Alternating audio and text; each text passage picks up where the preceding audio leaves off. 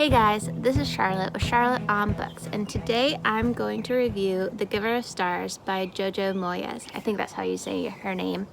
This was published October of 2019 by Pamela Doman Books, and this was also the November book for Reese's book club, and it was also one of the November picks for Book of the Month, which is how I got it. It was my November pick, and it's just sat on my TBR ever since.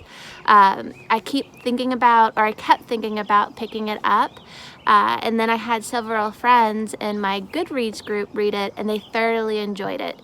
It also fits a tag for Great Depression, which helps in a tag game that I'm participating in that same Goodreads group.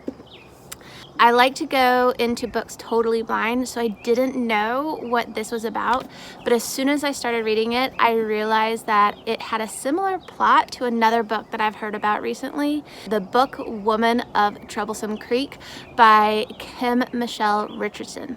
What I didn't realize until I started reading other reviews about The Giver of Stars is that Michele Richardson actually questioned the authenticity of The Giver of Stars. Both books follow ladies that are members of the Pack Horse Librarian Program initiated by Eleanor Roosevelt.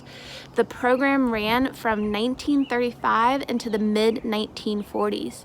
After learning of the controversy between the two books, I went ahead and purchased The Book Woman of Troublesome Creek so that I could read it and come up with my own opinion about the two books. I gave The Giver of Stars 4 out of 5 stars because I enjoyed the writing itself. It sucked me in. It made me feel. There were several chapters, especially like chapter 16, chapter 17, where my heart was in my throat the entire time, and I just had tears that I just kept wanting to cry. There was a part in the book that made me uncomfortable, and I skipped that entire page.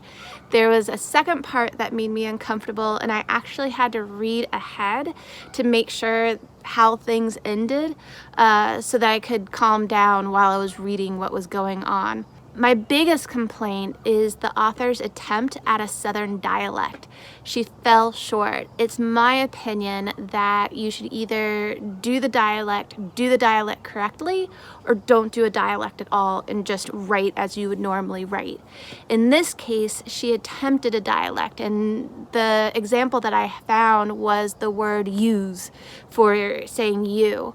In Kentucky, in the South, they would never say use. Use is a word that's used in the Northeast, particularly in Boston and New York, and it's also used in parts of England, but it is not used in the South. In the South, they're going to say yeah, or they're going to say y'all, mainly y'all. So that was one of my big complaints, is that it was just the dialect was incorrect. Also, she talks about 7 people not being well-read, not being educated, but yet they talked like they were in the book. So again, it goes back to the dialect. If you're going to use a dialect, use a dialect. Don't go back and forth. It did take me a while to dawn on me that there was the issues with the dialect, so it didn't really annoy me to the end of the book, but once I noticed it, it definitely annoyed me. In any case, I still gave it a 4 out of 5 stars because her writing drew me in and it made me feel. I am planning on doing an updated review once I read The Book Woman of Troublesome Creek by Michele Richardson. So, give her a stars.